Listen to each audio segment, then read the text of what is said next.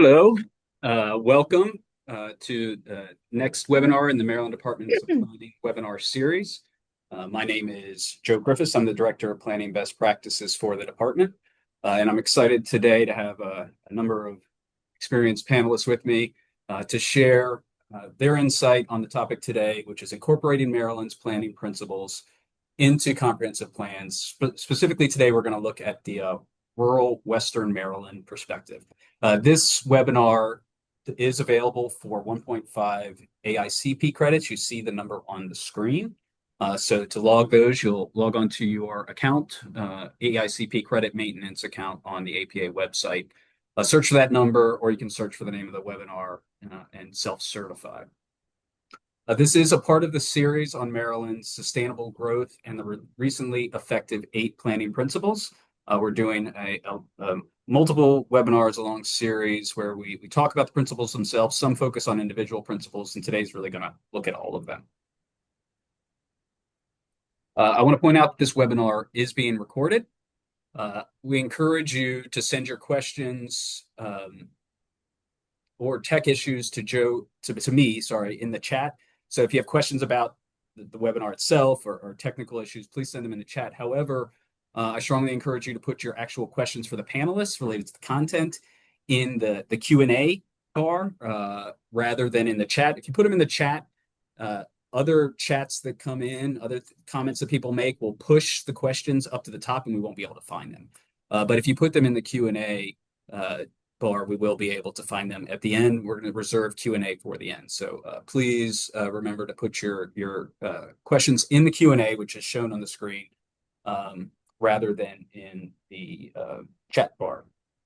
All right, our first panelist is Corey Lehman, who is the Western Maryland Regional Planner at MDP.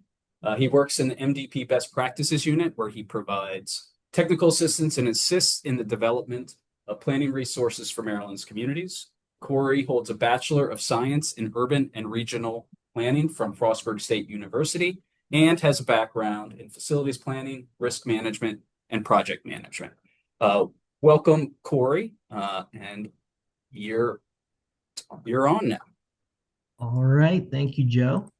I'll go ahead and share my screen here.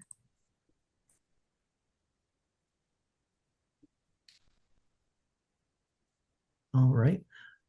Good afternoon, everyone, and thank you all for taking the time out of your lunch hours to join us today. As Joe said, I'm Corey Lehman. I'm a regional planner with Maryland Department of Planning. I serve the western region of the state.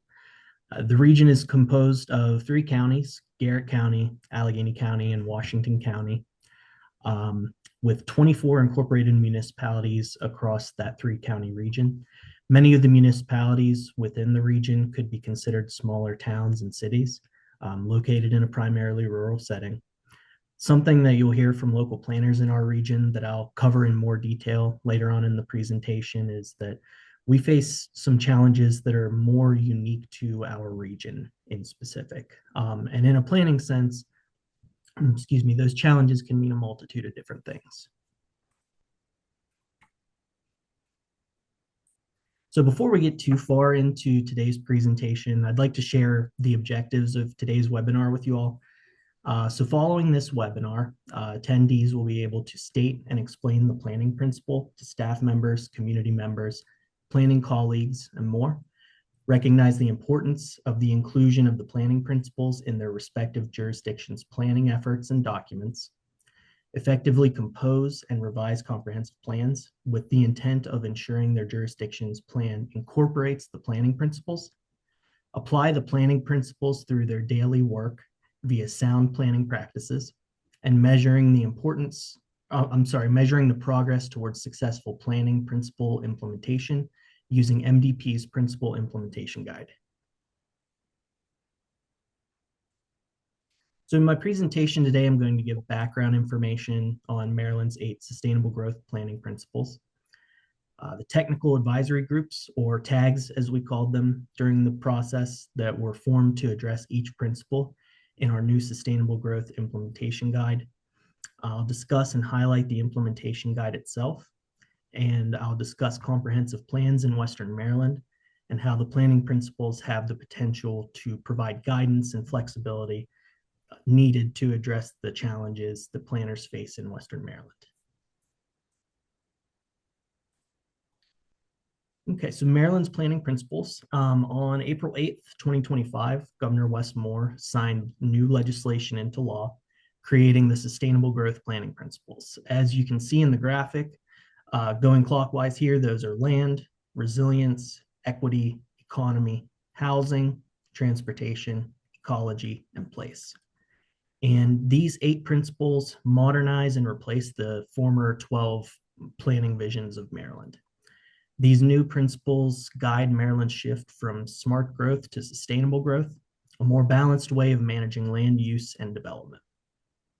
The 8 planning principles aim to make sustainable growth policies simpler, clearer, and easier for everyone involved in planning and development to use effectively.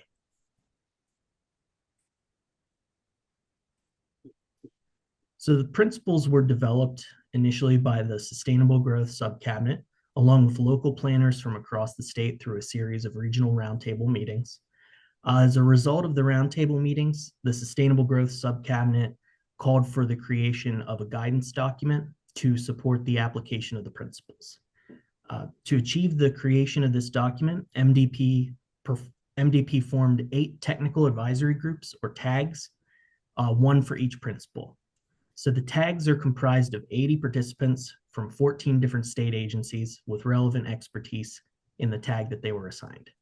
I was the support person for the resilience tag, which was composed of representatives from Maryland Department of Disabilities, Maryland Historical Trust, Department of Natural Resources, Maryland Department of the Environment, Maryland Department of Emergency Management, Maryland Energy Administration, and Maryland Department of Transportation.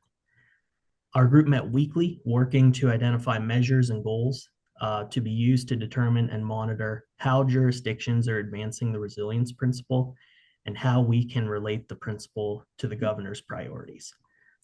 Our tag identified jurisdictions advancing 3 feet of additional freeboard, which is more of a coastal measure, funding awarded for electricity grid measures that improve resilience, and annual percentage of jurisdictions that specify resilience and adaptation within comp plans as measurables for implementing the resilience principle in comprehensive plans.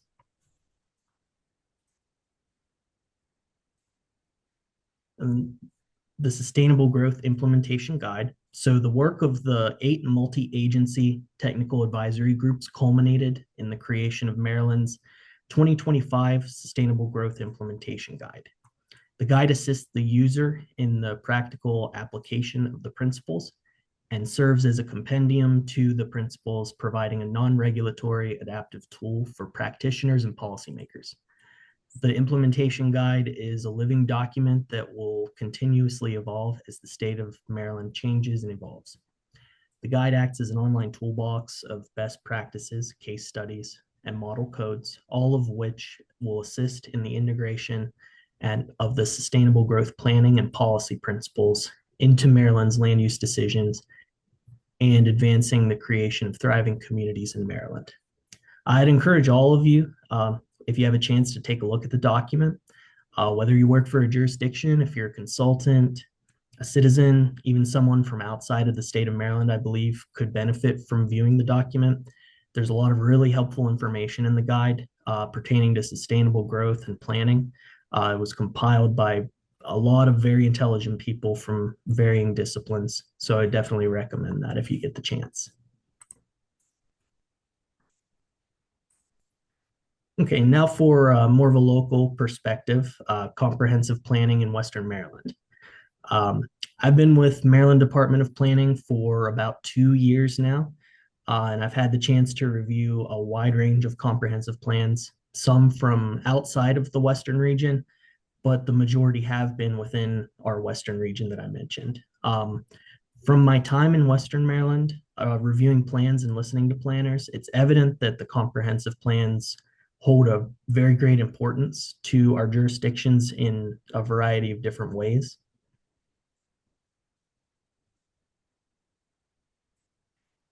And so this list of bulleted topics, are some of the common issues and concerns that I've identified that many of our jurisdictions in Western Maryland typically have to consider when their comprehensive plans are being developed. And granted, the problems aren't necessarily exclusive to our Western region. But they are commonly faced by a lot of smaller jurisdictions, and smaller jurisdictions are really what our region is mainly comprised of. So the first on the list here is limited capacity. Many of our smaller jurisdictions lack full planning departments or in-house specialists. It's not uncommon for town staff in our region to be a town clerk or a town administrator. A comprehensive plan that gives town staff and elected officials a clear 10-year planning horizon takes a lot of the guesswork and reactive planning out of the town staff's approach. Growth versus representation. And what I mean by that is communities in our region are constantly working to try to find a balance between the encouragement of economic development and housing, along with the protection of farms, forests, and sensitive areas. So comprehensive plans in our regions take a lot of extra steps to ensure that these factors stay in balance as best as they can. Securing funding, which a lot of people might say is probably one of the more important ones on this list. Most, if not all, funding agencies want to see proposed projects that align with an adopted comprehensive plan. For small jurisdictions, such as the ones in our region, they typically have constant competition among themselves and larger jurisdictions that typically have more access to financial resources. So a well-written comprehensive plan can at times make all the difference between a jurisdiction's project receiving or not receiving funding. And consistency and coordination. So consistency and coordination applies to both inter and intra-jurisdictional issues, such as leadership changes, coordination with neighboring towns, counties, and state agencies. In smaller jurisdictions such as ours, a leadership change can have a very large impact on the town. If a town has a clerk or an administrator that served for an extended amount of time, it can be nearly impossible for the jurisdiction to replace that type of experience.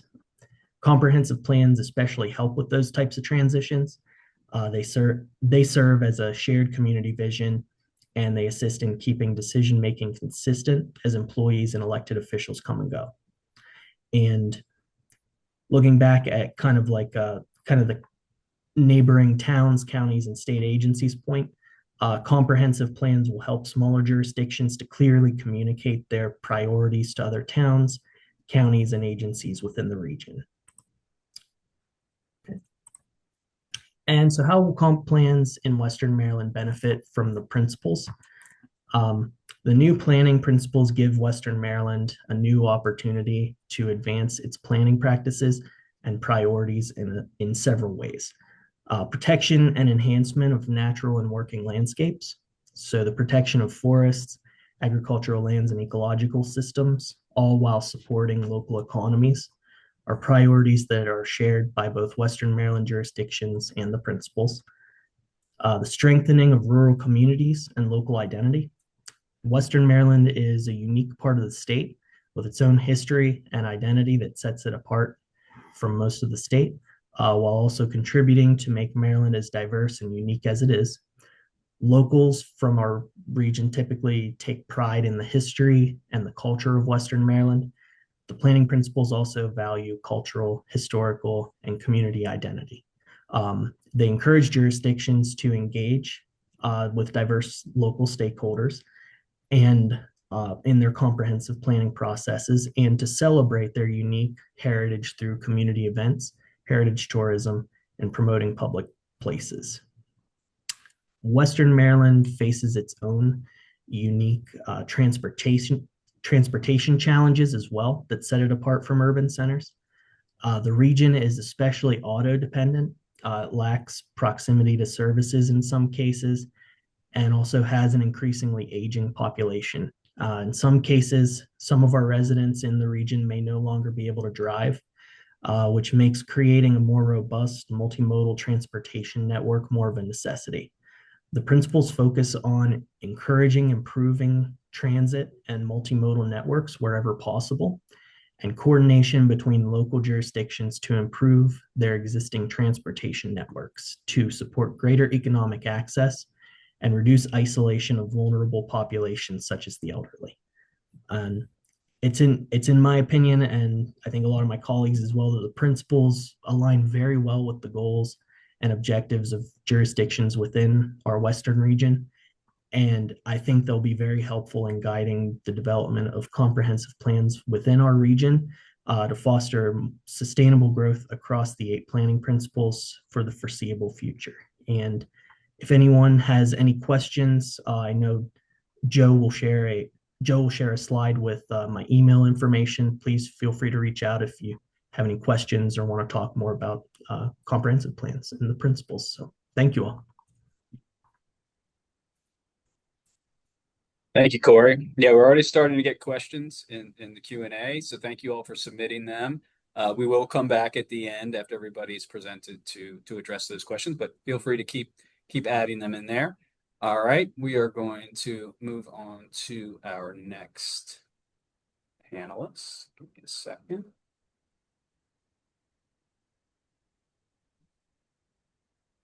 Okay. Our next panelist is Virginia Smith, or Ginny Smith. Ginny is the principal of SP&D, which she founded in 2004. She's a member of the American Institute of Certified Planners and brings more than 2 decades of experience in public sector planning. Ginny received a Bachelor of Science in Social Science and secondary education from Frostburg State University. She is an experienced planning professional specializing in hazard mitigation and resilience planning and strategic land use planning. Mrs. Smith works closely with local jurisdictions across Maryland and collaborates regularly with state agencies to support effective planning, implementation, and long-term community sustainability and resilience. Thank you, Ginny, and you're on.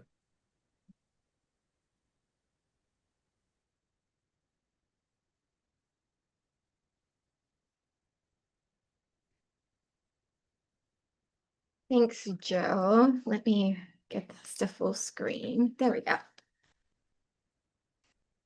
All right, so we're in the process of updating Allegany County's comprehensive plan with obviously the planning staff. Their planning director there is Jim Squires, the planning commission, and then the public. So they do have, for this planning project, we created a website. So if anyone's interested, as we work on the plan, we'll continue to add information to that website.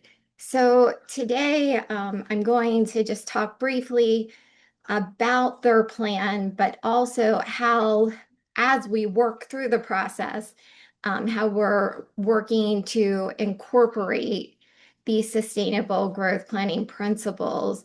And we're using the guide to do that and talking about those things during meetings. But one of the key things that we pulled out that we're keeping in mind throughout the process is that these measures, it's right in the guide, support consistency across Maryland jurisdictions, but they allow for local context.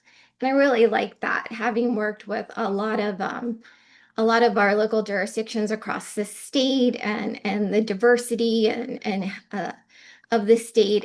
It's nice to see that this is up front. So as we work through that, looking for consistency with these growth principles and other Maryland state documents, but also adding and allowing for that local context, as I think Corey mentioned how important that was.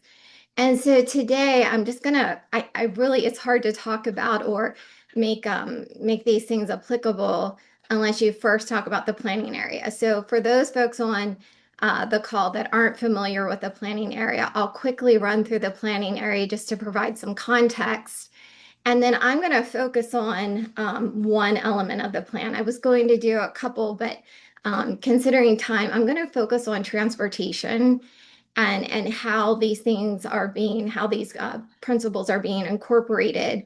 But because the principles look at all of these things like resiliency and placemaking, they come into all of in transportation. You can see them throughout. So that's the neat thing about comprehensive planning is that integration. So, but I'll focus mainly on this transportation. So in terms of the planning area, Allegany County is not growing. In fact, we're losing population in Allegany, and it's continued to project. This is actually through brief economic facts. And so what you're seeing is this decrease in population. So that's one for context. And two, it's an aging population, and that's that second on population distribution. So keep that in mind. And then Allegany County, it's difficult to talk about Western Maryland without talking about the Ridge and Valley. And so just wanted to show, you can see that heavy red line is 68, Interstate 68 with 40 that runs parallel. And then you're seeing it has to cross over all of these or through these mountain ranges. So that's one thing for consideration and context. The other thing is lots of steep slopes and floodplains. So it's either steep slopes or you're going to the valley floor, and then we have floodplains. So another consideration for this planning area, here are your floodplains. And so that's a lot to consider when you're talking about land use and how that land is being used, and resilience. And then roadways, all the yellow are all the county roads. And so if you see, you have a lot of county roads that are crossing this jurisdiction. And what's interesting, I think, so here are the municipalities as well. And you have the City of Cumberland, Frostburg, and then down the Georges Creek corridor. This is a steep slope valley corridor. You have Midland, Lonacone, Barton, Westernport, and Luke. And you might have heard recently there was a major flooding event down this stream corridor, this stream system, it's the Georges Creek system, and Westernport was, I think, in the news, and you might have seen the school that flooded. And so that is a consideration for this planning area, and it's fresh in their mind. So we're working on the comprehensive plan, and keep in mind they just had a major flooding event. And it's not the first time, obviously, these things never are, but that's something to keep in mind when you're working in an area, because that's very much fresh in people's minds. And then if you look at the roadway system, and if you kind of go back here, so I'm showing you the topography of this area, and then you see the steep slopes. Right? So all those roadways have to travel in between these areas. And then in the area of the county that's not populated, that's a lot of county roads to maintain. So keep that in mind too, as you're thinking about Allegany County. Lots of roadways to maintain, even in unpopulated areas of the county. And so in addition, just real quick to the sustainable growth principles, we thought of some strategies. What do we do for this plan update? And one thing that's different that we didn't do before is the use of a technical committee. And so these technical committees are topic related. So transportation has its own technical committee. And what was really nice this go round, I thought in particular, was on that committee, we have MDP, Maryland Department of Planning, has helped, or they gathered state reviewers who typically review at the end of the planning process, and they are participating. So that's lots of opportunity to really integrate these sustainable growth principles, because you have all of these people in the room that's not just the local jurisdiction, but primarily, and all of these technical experts that are providing and said, hey, did you think of this? What about that? So that's actually proving very helpful. And then the other thing is actually having the working draft chapters and making those available. So right now we have several of those available, transportation, one of them. It's with the local internal review, but thereafter that will go to the technical committee And then hopefully the next step would be up onto the project website. So lots of opportunity to go back and backfill too as we learn things and work through each chapter or each element of the plan. The other thing that was nice, I thought about the guidance and what we're keeping in mind are the benefits. So these are the benefits that are in the guidance from using these sustainable growth principles.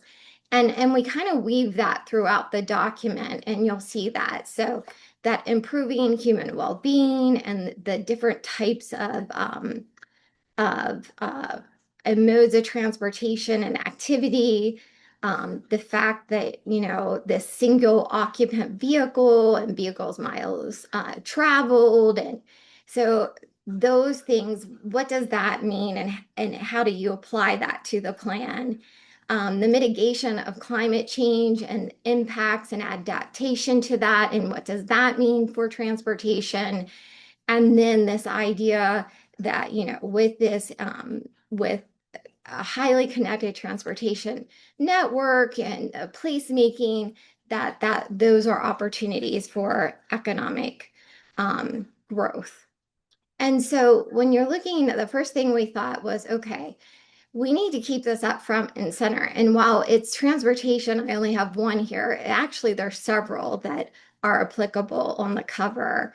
And so one thing we did was we thought, well, let's put these front and center when we're talking about these topical areas of the plan. And so on the covers, we have included those. But the other thing to think about when we talked about the transportation sustainable growth principle and the benefits. If you look at our planning jurisdiction, Allegany County, I showed you all the roadways and different things. But if you look at this one, we're way above we're above the national average when it comes to things like annual cost, a transportation cost. So that's right behind housing for most people in the country. So that's above the national average for Allegany County, their annual transportation costs. And then the vehicle miles traveled, that's well above any national average. But you saw the distribution of the population and the roadway network, and that was one component. The other component is vehicle or transportation choices, and that this is a rural area. So keep those things in mind. So that sets some context, I think, for thinking about how you would apply these, or what are the issues, and what are you thinking going forward with your plan. The other thing to keep in mind is we have been doing some surveying as you do with most plans, and just some early results indicate that, you know, by and large, people are not satisfied with the options. So not the transportation network in general, the options. And then accessibility. How accessible are these options to folks? And so that's another thing to consider. And then we've been doing some social media where we're asking questions. So people who don't want to take a long survey, just asking some open-ended questions. One of them was about sidewalks.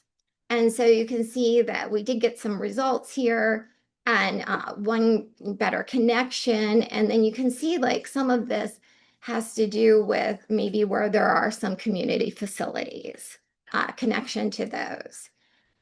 And so when all of that information has come in, and we said, okay, well, one of the things we need to look at are what are the overarching goals for transportation in the Allegany County plan, and how do they align? And do they align?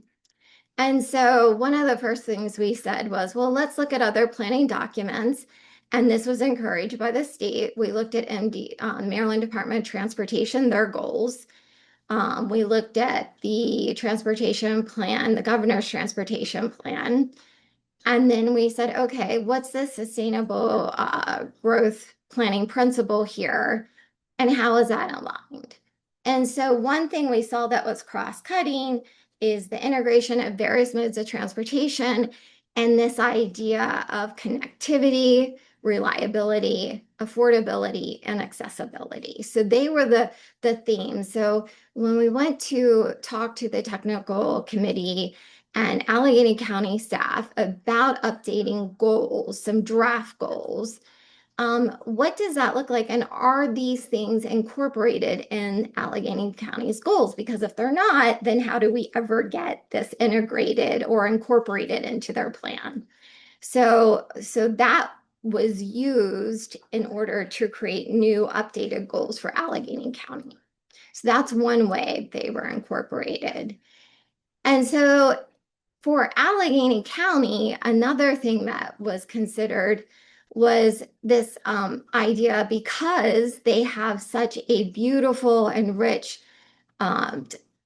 forest area, just beautiful environmental landscape. What are some of the things that we could add to that? So we know we have all these recreational, beautiful trails. What are we highlighting? So we said, okay, we want to know for those trails in Allegheny County, which ones can you hike and bike on? And, is there something there that distinguishes that, or how are we assessing that? So that was included, but the other thing that we highlighted that wasn't in previous plans is accessibility notes, and really looking where there are gaps in accessibility for these recreational trails.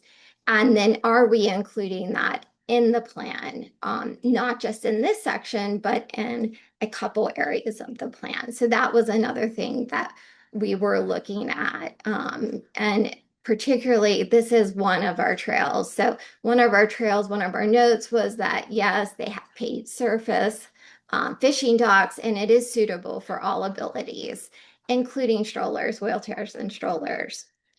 The next thing that we looked at was this idea of roadway safety, but also the idea of sidewalks. So in areas of the county, in municipal areas, there are sidewalks. However, in the unincorporated areas of the county, that is lacking.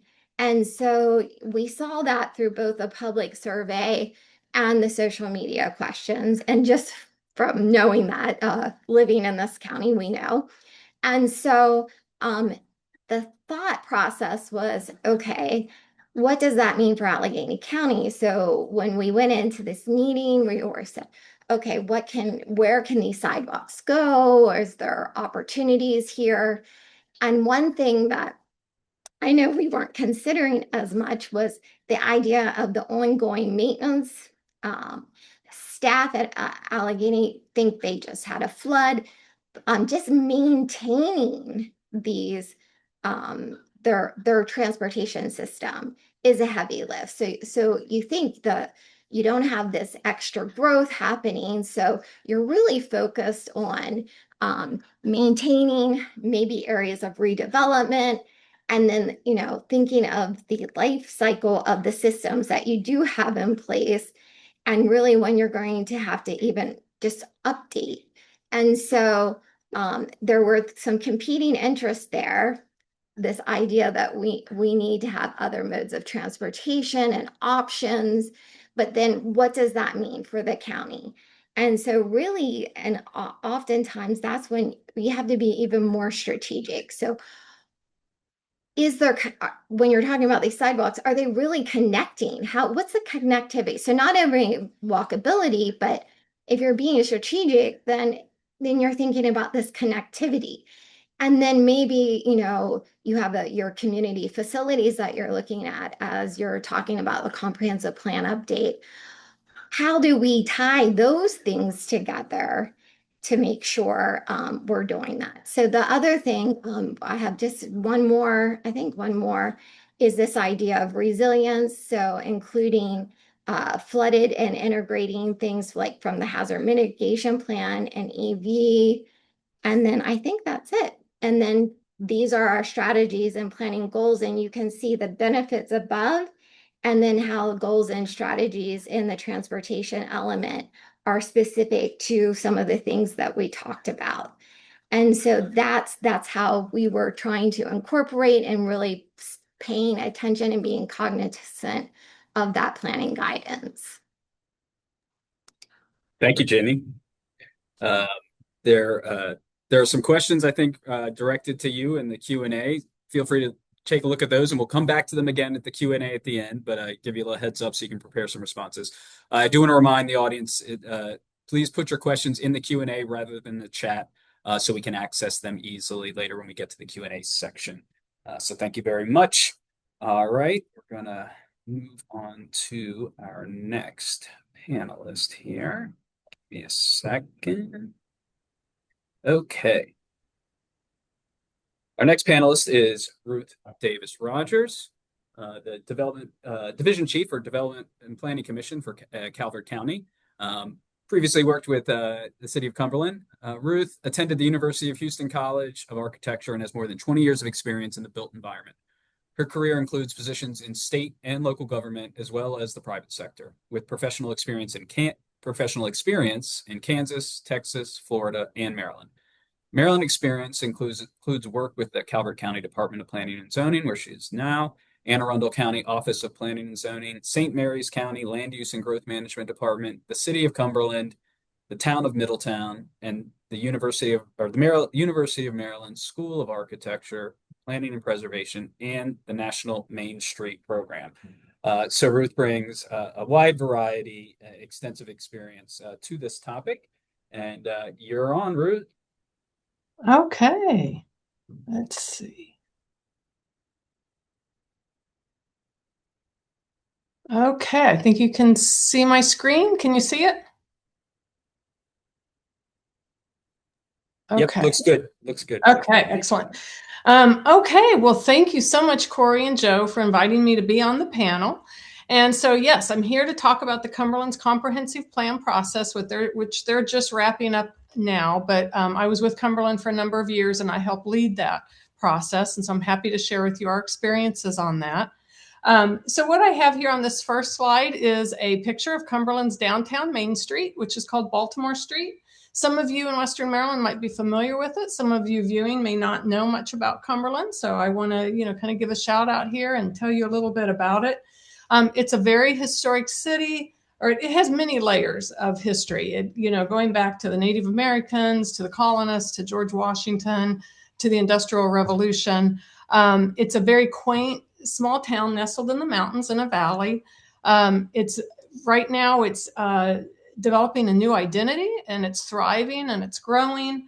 Although it has lost population, like Jenny mentioned in the previous slides in the previous presentation, it has somewhat stabilized. And, we right now are seeing a thriving arts community, great restaurants. It's a city full of fabulous architecture and a very strong outdoor recreation economy of biking and hiking, kayaking, and rock climbing. So if you haven't been there, it's a great place to live or visit. What you see here is a new streetscape for the city of Cumberland. For many years, back in the 70s, it was a pedestrian mall because as what happened with many communities across America, many of the stores left and went to the local mall. And so in an effort to help the community thrive or find something to work for the downtown, they created a pedestrian mall, which worked for a while, and then it failed. And so they did open it back up to pedestrian traffic about a year ago. And they are seeing, buildings being bought, businesses going in place. And so this is a great time. And this kind of leads me into the comprehensive plan. It was very important for the community because when the last plan was created, it was in 2013 and not much was happening. So the new plan was due in 2023, but due to COVID and staff delays, we're just getting it completed now. But Cumberland's changed a lot since 2013. The previous comprehensive plan, which we're updating, was a little bit more of a report because things just were kind of the same for a long time. And so now we needed something that was more than a report, something that was somewhat visionary, and that really took the state of Maryland 12 planning visions, which at the time we still had the 12 planning visions when we started, and incorporated them in with Cumberland's landscape and its assets and what it had to offer.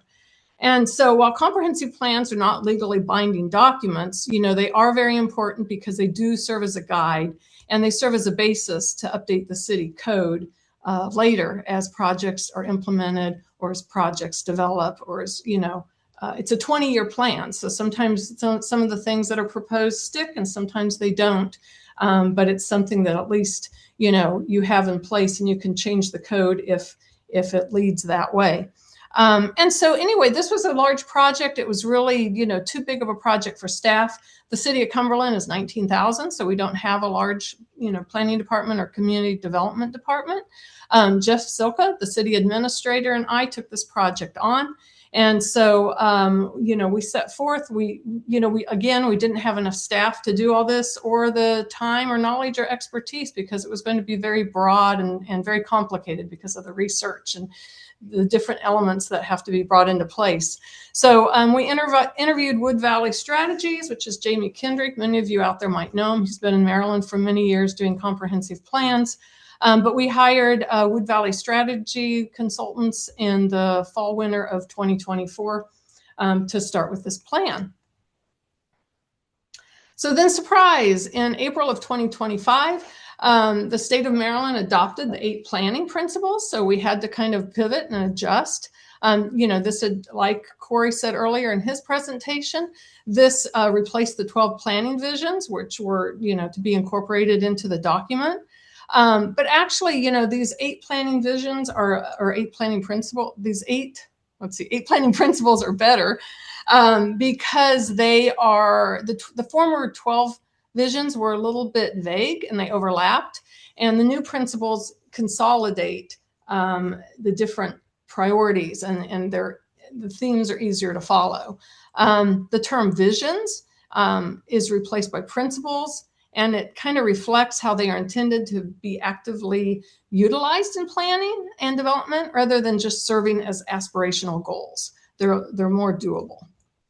And so currently, I think I said before, the City of Cumberland plan is in its final stages. It's gone through all of its reviews with the state. And I believe the Planning Commission is looking at it now. And the Mayor and City Council will be looking at it and adopting it soon. Okay, so I wanted to show you a little bit about how the old planning visions consolidated into the new planning principles. And so what you see here is there are direct alignments with transportation, economic development, and housing. And so economic development, although it was a direct alignment, they did use the word economy because it's not just about businesses. Sometimes when you think about economic development, you just think about businesses, but it's also about things that promote growth, such as heritage tourism. So that kind of falls under economy. And so then you see land. Land is key to all communities, and it's core to its growth. And so land promotes efficient land use. Ecology is about protecting the natural resources. And then place is cultivating high quality, safe areas, such as our neighborhoods or our main streets or our community gathering areas, which foster identity. And then equity. Equity is about our communities. It's about public participation. And all of our communities are full of diverse people, and we want everybody to participate and engage in what they want their community to look like. And then resilience. Jenny talked about that a lot. This is about tackling our community infrastructure. She talked about sidewalks and roads. Of course, there's so many different things about infrastructure, and as our nation ages, we're seeing more and more that our infrastructure needs to be addressed. Okay, and so here I have a little slide about American miniature, and I put this on here because one thing I want to talk about is the age of Cumberland. So first of all, Maryland is known, as many know, as American miniature because we have farming, we have manufacturing, we have the plains, we have the mountains, we have big cities, we have small cities. And in case you don't know where Cumberland is, it's up in the top there with the yellow circle around it. But you see there it has factories shown there. And I think you see it also in where Baltimore's at. But this is relevant. This postcard is somewhere from, I'm guessing, maybe the 50s or 60s, because that is what was prevalent in Cumberland at the time. And so what happened was that we were a much larger city at that time. I've seen different statistics. Some say that it maxed out at like 58,000 at one time. But it seems like in most records, Cumberland was usually around 30, somewhere between 30 and 40,000, but it's down to 19,000 now. And so what happens when a community loses that much population? Well, you end up with a lot of housing that's empty. And so Cumberland, I kind of pushed this slide too soon. Cumberland started losing its industry and it started losing population in the 70s, and then the 80s was really, really bad. They lost one of their major employers, which is Kelly Springfield. And so what happened was, Cumberland had a model that they followed for like 100 years. It was when the industry came in, it was, it started in the 1850s. And so if you figure from the 1850s to the 1870s to the 1970s, they had 100 years of a working plan. So for a long time, they didn't really have to think about it. It just happened. They had a wheel that worked. People lived there, people went to school there, they worked there, and it was a healthy community. And so I think when the factories first left, from the things that I've read, they just thought they would come back. And so nothing kind of happened for a while. But now, as time has gone by, they've realized that they need to put economic development in place, and they have to find a new identity, which is happening. And industries changed. The whole world has changed, with the way industries now becoming more computerized and so on and so forth. But anyway, I have this slide here because what we have is this middle picture shows a little bit about the topography, which also Jenny kind of showed that map of the topography of Western Maryland. So Cumberland is approximately 10.6 square miles, but it also has a lot of steep slopes. So it's not all buildable. And it's in this little valley, which you can see in that picture, part of the valley, which is called the Narrows. There's rock climbing up in there that's starting to be developed at one of our parks. But anyway, as you see this, you have to figure out, well, okay, so we lost all this housing. So where would new housing go? What are you going to do? So because we don't have, it's not like the Midwest where you have just land all around you and that you can just spread out. You have to do some infill development or wise planning to figure that out. And so, what needs to happen that was developed in the land use plan was that there needs to be a new land use map probably in place, figuring out, what areas are going to be categorized as what, where should growth go, and where's a great place for light industrial mixed use versus heavy industrial, and so on and so forth, because every acre matters in Cumberland. Okay, and so just like Jenny focused on transportation, what I'm going to focus on, because we just don't have enough time to cover all 8 principles, but what we found were really important for Cumberland was land, of the 8 principles, was land, economy, and housing. And so what we found with housing is that, like I said, there was an excess of housing when we lost all of our factories and people left. And so what that happened over years was that just by normal movement, people went to the better homes. But the homes that were not as good or that weren't built as well, they became blighted, and they either, were torn down, and when they were torn down, that land became somebody's yard, or we have empty lots. So housing has been a big issue, and so I wanted to talk about that here. So what we have here is that there's a need for a centralized housing agency, because housing's just been existing there, and it needs to be addressed in a way that a central housing agency could, through programs such as, how to buy a house, how to apply for grants for houses, how to fund houses, how to direct people into bank loans, or how to direct them towards state programs. We do not have a centralized housing agency. Now, a lot of these programs are around in the area, and they might be available at banks, or some at the county, some at the city, or some at, different housing agencies that we have, but not everything in one place. And so something like that would help support the reuse of our housing. Another thing, like I said before, we have a lot of older housing. 79% of the housing stock in Cumberland is over 50 years old. And so these homes, as they age, and especially because the area is lower income, they need help with roofs and porches and things like that to stabilize the houses and keep people in them. Because if we can keep families in their homes longer, that is better, because then they don't move somewhere else or become a weight for like public assistance or something like that. We want people to stay in their houses longer. And then also, we need to move the market forward. We have a lot of older housing stock, which is great, and a lot of people come into the area because housing is affordable, and you can, rehabilitate a lot of these beautiful old homes. But what we need is some newer homes too. A lot of these homes are 2 stories. People need single level to live on as they age. And since, at least in the last 15 years that, we've done this research, approximately only 3 new homes are built per year in the city of Cumberland. And, we need to improve our housing stock. There's an opportunity there.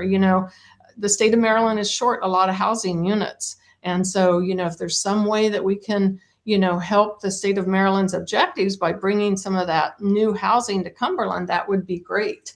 But how do we do that? Because we don't have that many jobs, and but that is a definite need. Again, how, land, economy, and housing comes together. How does it come together?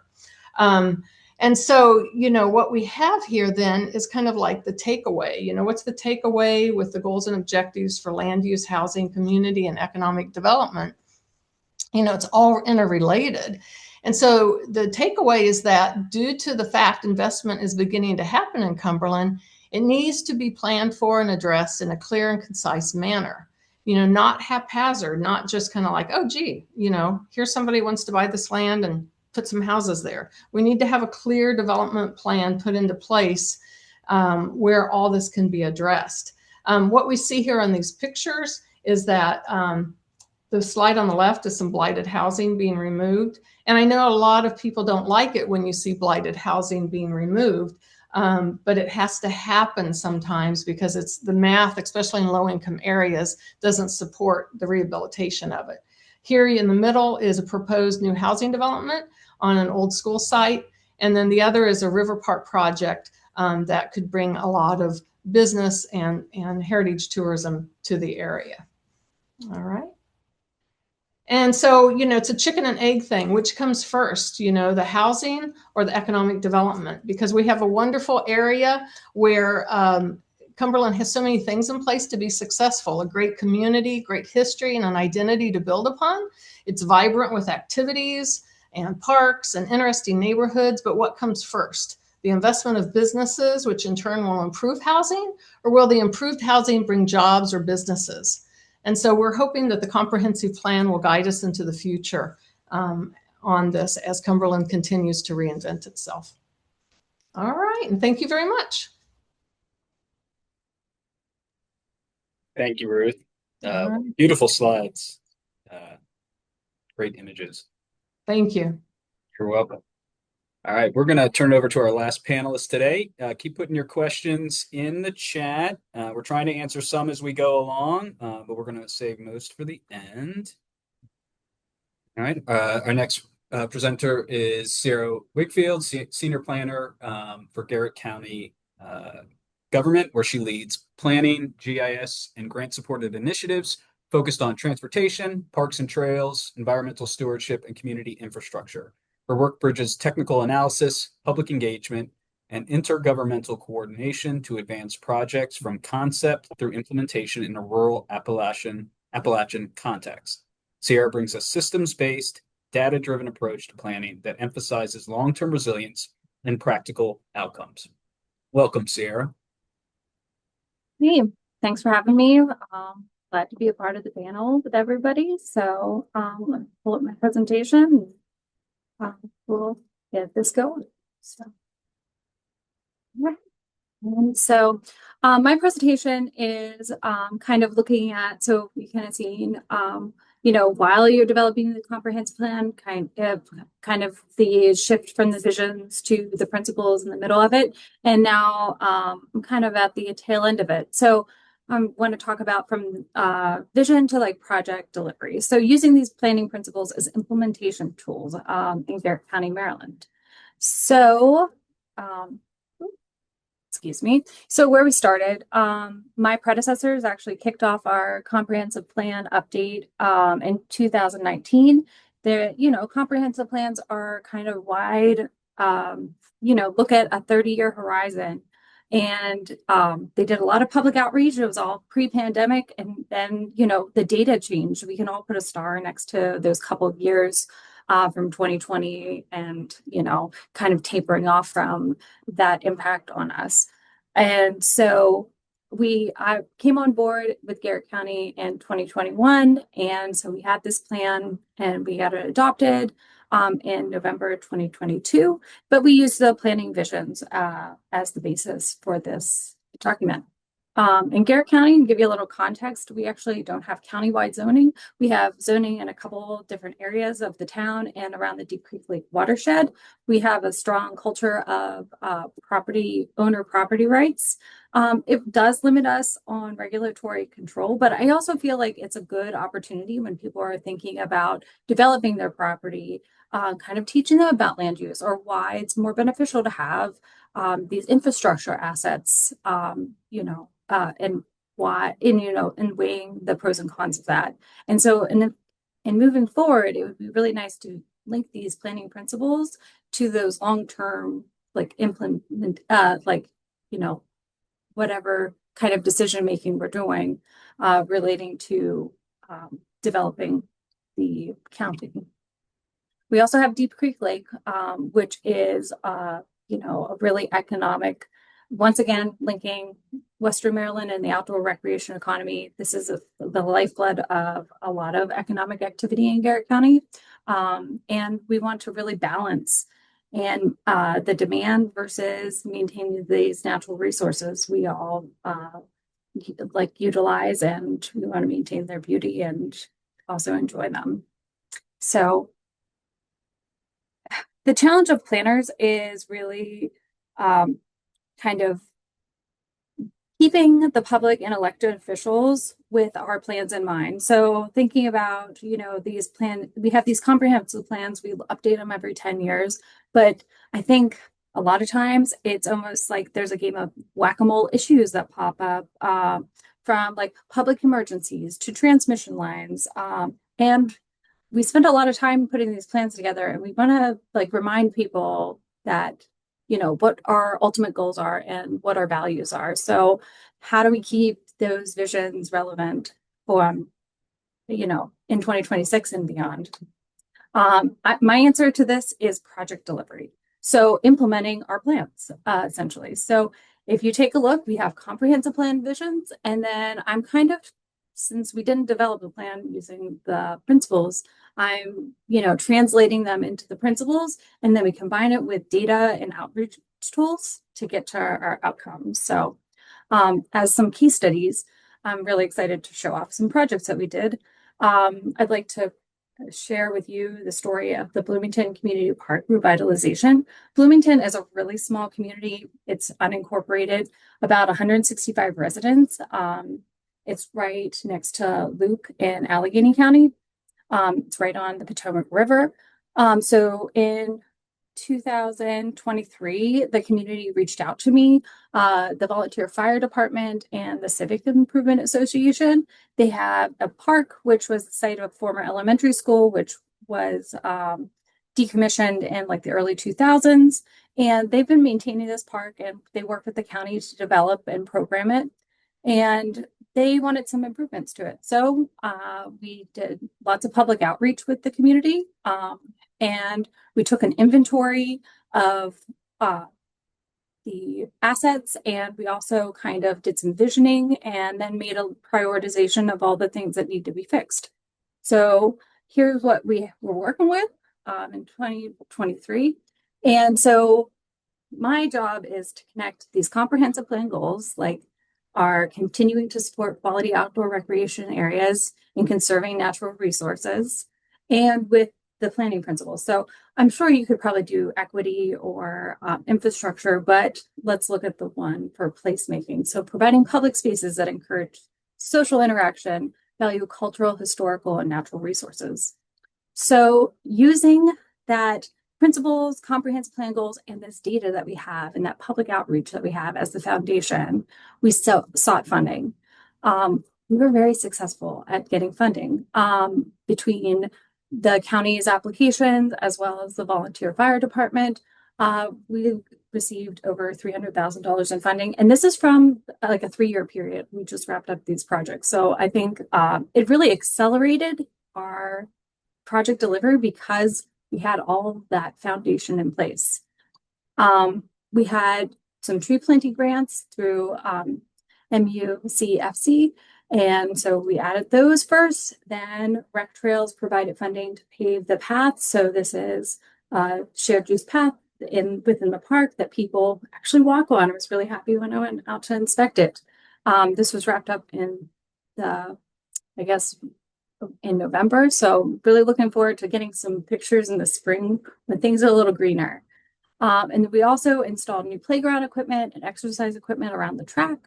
And the Bloomington Fire Department, they are, it's interesting, they have powder blue fire trucks. So we wanted to kind of highlight that theme of the Heroes Park. So there are some fire rescue related elements to the park, which was really cool to incorporate. And so they got a brand new playground with ADA access, and we put this investment in it, and we're really hoping it'll bring the community together and make this more proactive space. I've even heard from the community that it's being used, even though it's the middle of winter. But so I feel like this is a real success story. Another one I'd like to share is more on like the planning side of things. So my favorite areas of planning are definitely transportation and recreation. It's where my expertise lies. So we worked on a recent project with 2 different plans, a Maryland 135 pedestrian and bicycle pathways concept plan connecting the most densely populated area in Garrett County, in Oakland, Mountain Lake Park, and Laughlin Heights. Maryland 135 is a state-owned road, wide shoulders is the photo of it right here. Connects a lot of communities, parks, schools, but it's not very walkable, as you can see from the photo here. A lot of people do use it, walk along it, but it's not very safe. But there's lots of right-of-ways. So, and then the other project was looking at, there's a trail that ends at the town of Oakland, and then about 5 miles away, there is the state parks, Harrington Manor, and then there's trails that lead to Swallow Falls State Park. So connecting all these assets together, and we want to do a feasibility study for that. So once again, before we went any further, we took a look at our comprehensive plan goals. So this relates to our planning for infrastructure that meets the future needs of residents and businesses, and then connecting that to our current planning principle of transportation, building this infrastructure that relates to jobs and housing and services. So I think this is a very good project that kind of is a great overlap of these. Like I said, this is this is the most densely populated part of Garrett County, and therefore having like walkable or having multimodal access is would really benefit our community, as well as connecting the town of Oakland to the state park. That would provide just another asset in our in our treasure chest of natural resources. So we were able to use story maps and lots of public outreach and different visualization tools to share with the public and engage with them in these plans. So we were gathering data and also that support or, feedback from our public to kind of to shape these projects and move them forward. I'd like to share with you the one of the story maps that we use. So this one is for like the Maryland 135 project. So these are really powerful tools because they actually like walk people through the project development process, as well as kind of tell them some highlights about various parts of the project, especially whenever it kind of like walks you through it. And I think it's a little more compelling. Plus you can use the other tools like the Survey 123 to get feedback from people and to collect some data. Which is also very powerful in terms of moving your projects forward. So now we have these plans. We're working on, that final round of public input, and but we've had a lot of engagement so far, and getting the communities to stand behind these plans, to adopt them, and then to also educate about the expectations and the process. So I think a lot of times whenever planners start something, we have all these kickoff meetings, we got all the steam in the world, and then like we go through this whole process of developing these plans, and then we kind of fizzle out and try to wrap it up. Been trying to be more sustainable on this and also kind of share with our partners, our leaders, the public that this is just the first part. We still have 4 more steps to go before we can actually like make these things realities. So I think that and setting timelines and expectations are really important. And that also provides funders and more data for us to share to really justify why we would, why developing these assets and making these decisions just make them a stronger argument for funding these projects. So, once again, building this data, having these platforms and finding like targeting your audience. I feel like this day in social media, it's really easy to find yourself in a silo and I think it's kind of hard to break into some people's social media silos, but I have found that public meetings really work. Our web maps, we have like a general one, trying to educate people on how to use it. And then also our different departments are taking advantage of field mapping tools. We're mapping our assets so we can, and then trying to connect them to other data sources where we already collect data to just make so we can be more proactive, and we also have more data-driven like decision making. So hopefully we can continue to use these planning principles and gather more data to be more proactive whenever it comes to issues like housing or solar or transmission lines. But we also want to be, mindful in terms of like equity in our land use. So I like these planning principles because they do show that every decision affects the system. Because like if you make a new housing development, it impacts, the workforce, it impacts transportation networks and schools and all the other things. It's all connected. So I really appreciate that. That concludes my presentation. Thank you so much for your time. And I guess I'll turn it back to you, Joe, if we have any questions. Thank you, Sierra. We have lots of questions. So I encourage the panelists to just turn on their cameras. We're going to do our best to answer as many as we can. I almost am reluctant to suggest submitting more questions. We have so many, but this is how you can submit questions if you would like to. All right, I'm going to try to navigate these through combining ones that were those in the queue, those submitted early, and see if I can combine some of these as we go along. I do appreciate the panelists for answering some in the Q&A chat as we went along because we have quite a few. So I'll get to the first one. Some of these may be directed at individual panelists, and some of these we might go around and see who can answer them. So this first one, the questioner has been very patient since the very beginning of the webinar. So how do these plans safeguard our agricultural tradition and priority preservation areas from urban sprawl? This is actually a multi-part question. How does this plan provide safe recreation for the tax-paying working class who lack access to both subsidies and luxury options? And finally, how does this planning restore a strong sense of identity and human value in our children? We need a built environment that inspires Marylanders as doctors, pilots, and builders who will lead our future workforce. I think a lot of this, I'll get us started. Much of this, I think this question is related to, how can the built environment lead to community changes? It's more than just planning and zoning and infrastructure and concrete, right? How does this lead to a higher quality of life? So I will say, I'll address the question about restoring a sense of identity and human value.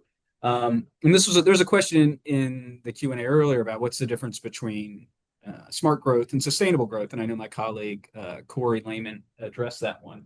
But I would say one of them is connected to this question that sustainable growth is not just about, where we grow, drawing the lines, that's very important.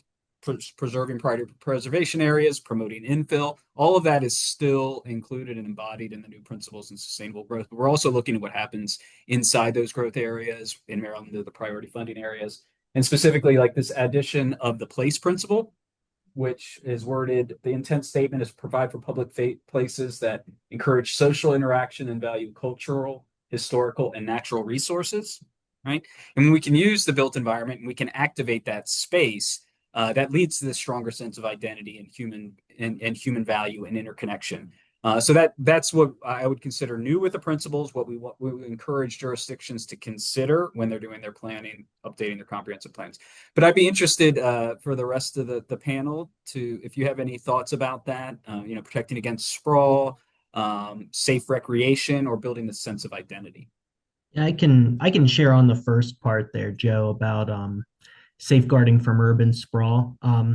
So kind of going off of what you had said earlier, the principles typically direct growth towards already established growth areas. And with the growth in those areas, it falls under a lot of the vehicles that our department and other departments have already had in place, such as priority funding areas, local jurisdictions with their comprehensive plans designating specific growth areas. So at the local level and at the state level, we're working to really kind of determine where we want growth to take place, and we work together on that. So that's what I would say about at least that portion of it. Thanks, Corey. Any other thoughts from the panel?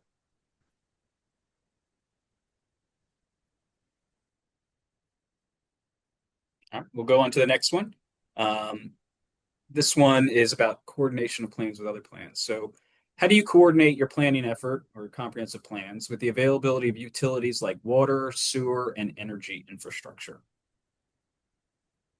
I think I'd be happy to answer this. So this kind of relates to the lack of zoning in Garrett County. So yes, we don't have the zoning to say, no, you can't put this housing development here, but we can say, well, you can only put so many houses here because of the septic bill laws. So that limits your amount of development. But if you find another location within these certain areas where we do have available water and sewer infrastructure, and that kind of informs people and kind of guides them to where we can develop these things. Though, I mean, it doesn't stop necessarily totally safeguard against people from putting commercial development on something with inadequate roads or something. But I think this is where our jobs as planners and public educators, that, there's the benefits of having the infrastructure there, and kind of the cooperative efforts towards that makes life and your community more livable. I'll just pipe up. It doesn't really apply to Cumberland. The city of Cumberland is different than a county, and because Cumberland's completely built out, it's all basically infill. So there is infrastructure in place. Although, you know, a lot of it is older and it needs to be updated and maintained, it doesn't prevent any new development from happening. I mean, the one thing I would add to this is the importance of interjurisdictional coordination, because this infrastructure often serves many different communities. I mean, I'll give the Maryland example specifically to water and sewer, right? Many or in counties in Maryland control the water and sewer plan, which is sent to the Maryland Department of Environment. MDP reviews those, and you know they adopt it and control it. But oftentimes the municipalities control the infrastructure, right? They own and operate the facilities that serve the county and also their own population. So it's very, very important. If you want to coordinate, it's just not an internal thing, that you make sure you include your neighboring jurisdictions that share that infrastructure. All right, we'll move on to the next one. There's a couple questions about this. They were addressed for Allegany, but I think any of the panelists could answer that. The question is, you know, how does comprehensive planning, or either its importance or its connection to the best practices for planning for a community with population decline? I know some of you touched on this during your presentations, but I don't know if anybody has any thoughts. There were a few questions about in this area.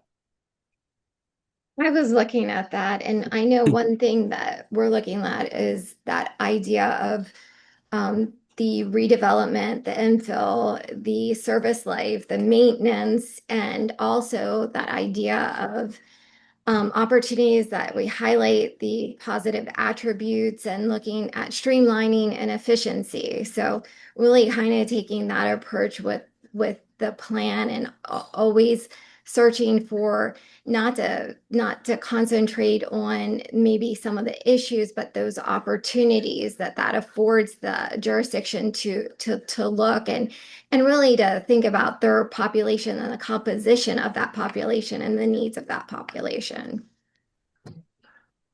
I'd also like to say that like the comprehensive planning efforts are often aspirational. So I think it's a really good time each time you update one every decade to kind of think about like, who do we want to be? What are our current values? Like, even if your population has declined, maybe like, I don't know, Garrett County's rural. I don't think we have any desire to be a big city or have that sort of thing. We do like our space.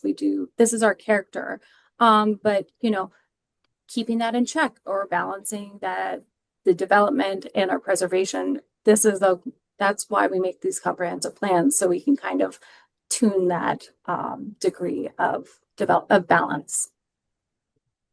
Yeah, and I'll just add to that. So I think what Sierra said is very good. It's aspirational. And so, you know, Cumberland does not want to keep declining. You know, that also results in lower tax base, which gives lower services, you know, so they would like to either maintain where they're at or grow. And so it's aspirational to see how that could happen, you know, and so that's where the comprehensive plan does work, you know, does help. And also by bringing in outside sources to look at opportunities, you know, that they're trained for, that their eyes see, that maybe staff doesn't see, or people who are there every day, you know, that's very beneficial in looking at what could happen later, because, you know, 20 years, you know, it's amazing what can happen in 10 years. So, you know, we don't know what the future holds. Yeah, Thank you. I would say that going off of what Ruth had said there about the declining tax base, really forces jurisdictions to kind of be a lot more resourceful with how they structure their comprehensive plans. And specifically for our region, and I know a lot of other regions as well, but we really have a beautiful natural landscape to kind of go off of for ours. And we typically use it as a big selling point for our economy, tourism, our environmental aspects of our plans as well. So. Thank you, Corey. Okay, here's a very specific question, but I think a few of you might be able to address it. The I-68 project is coming. That's good, and I guess you could also read that statement as something to be concerned about or something to be prepared for. So what are some factors or caveats you recommend to keep in mind during a study or just with the I-68 project coming in the region? I would recommend, oh, sorry, you go ahead, Ruth. No, it's okay. I was just going to say we did address it under transportation in ours. You know, it's an opportunity. You know, we don't know how that looks, but that is something that, you know, Cumberland needs to take into account, you know, for future, because that's a lot of money being brought in, and it's, you know, there's thousands of cars that come through the area every day, and, you know, how can we, you know, I'm not a transportation planner, but, you know, how can we divert that traffic? Do we want to divert it from Cumberland, or do we want to allow it to, you know, access Cumberland and Allegany County, and how can that happen? And so that was addressed in the Cumberland Comprehensive Plan. Go ahead. I'm sorry, Corey, didn't mean to interrupt. Oh, no, that's perfectly fine, Ruth. I would definitely recommend from a person that's on foot in town for the view shed from being on the ground in Cumberland to be considered with the whatever develops with the Crosstown Bridge for sure. With a lot of the work that Ruth has done and Virginia will propose with the county plan, I think it's definitely important that any sort of work that goes on with the bridge definitely tries to make it a little bit more visually appealing, especially with the project that just took place on the mall and how you guys saw it on the slide, how beautiful it is. So definitely something to consider there. I would just add safety and security, because one of the comments was about the transportation element and vehicle safety and security. And you can see from statistics that there are certain places, and particularly we're in a mountainous area, so the curves along the interstate where these accidents happen at much higher rates. So depending on how that system's going to go through, really looking at the grade, that's one thing we consider up here. We have some really like 6% grade. And then looking at where those curves and turns are going to be in that system in relation to, particularly if you do have the built environment near, is something that I would definitely highly recommend in your planning. Thank you. I see, Sierra, you're answering some questions in the Q&A. There are some specific Garrett County questions, one directed to the not having zoning countywide. So maybe you saw that one, but I'm gonna ask this next question because I think it's a good concluding question, and it could potentially take the next six minutes of our time. Let me real quick. I'm gonna put Corey's contact and my contact information on the screen. We're not gonna be able to get to all these questions, but you can feel free to send them to us. But this question is for all panelists, so I'll give everybody a chance. What are the top 3 barriers in comprehensive planning that need to be easier? They give examples like technology or processes to have more regular traction, regular updates based on your experience. I'm not asking everybody to give 3, but I think combined we can come up with 3. Would anybody like to kick that one off?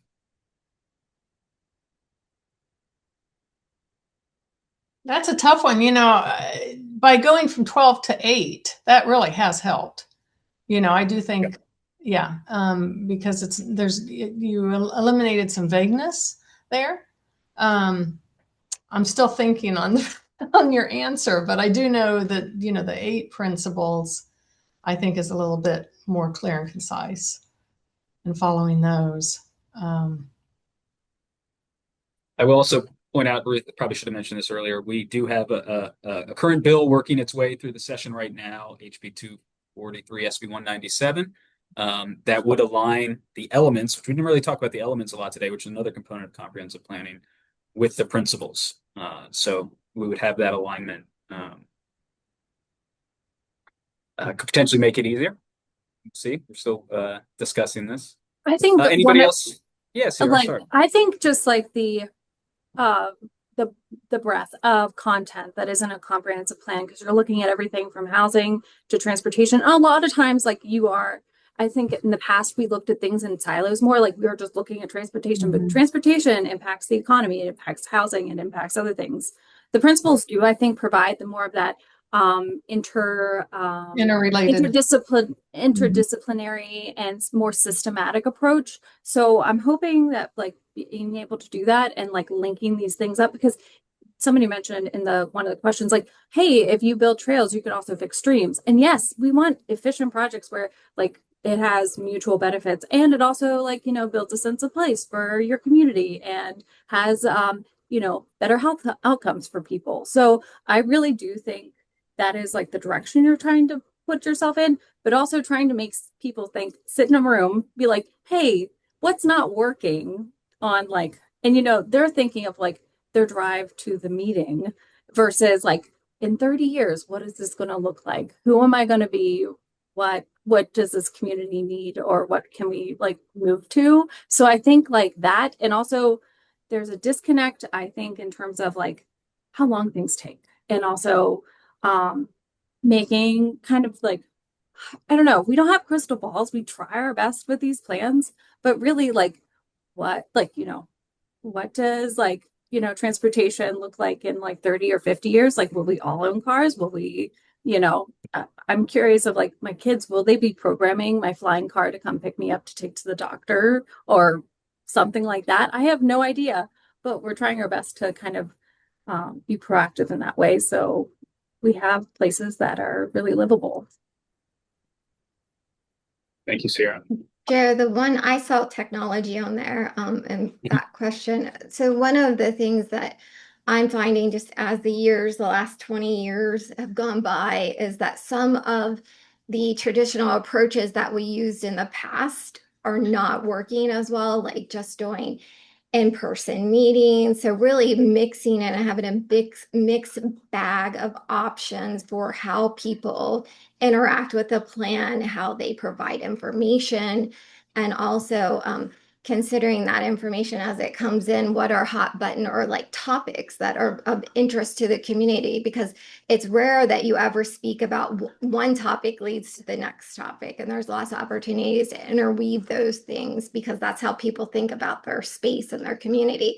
They think of it comprehensively. We separate it more often than not than actual person who lives in that area. So I think just making sure that you're really thinking about what's important to them, and then how do you get to these different age groups and opportunities much more so than maybe in the past. Thank you.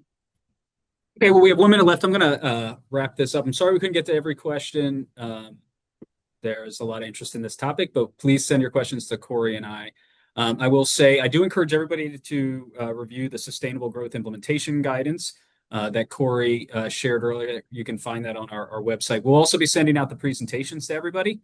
So you'll have access to those with all the links and stuff that are included in them. And then we will be putting a recording of this on our website that's available.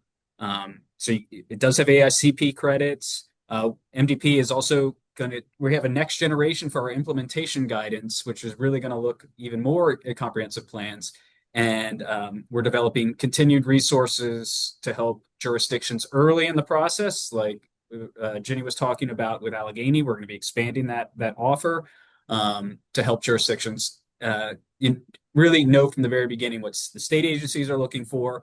The available resources are out there, and we can work better collaboratively. I see there was a question to say the bill reference again that I mentioned earlier. So anybody's welcome to look at this, but it's really specific for Maryland. That would be HB 243/SB 197. That is a cross-filed bill that updates the elements to align with the principles. So thank you all for your time today. I really want to thank the panelists for their contributions, excellent slides, and detailed expertise from the Western Maryland experience. We have a lot of great planners out there. And thank you, everybody, and we will see you next time. I know we do have a webinar coming up on March 19th in partnership with the Maryland Department of Transportation. Look for that one on implementing complete streets. So for those who are, there were a lot of transportation interest today, so we hope you can join us for that one. All right. So thank you, everybody, and see you next time.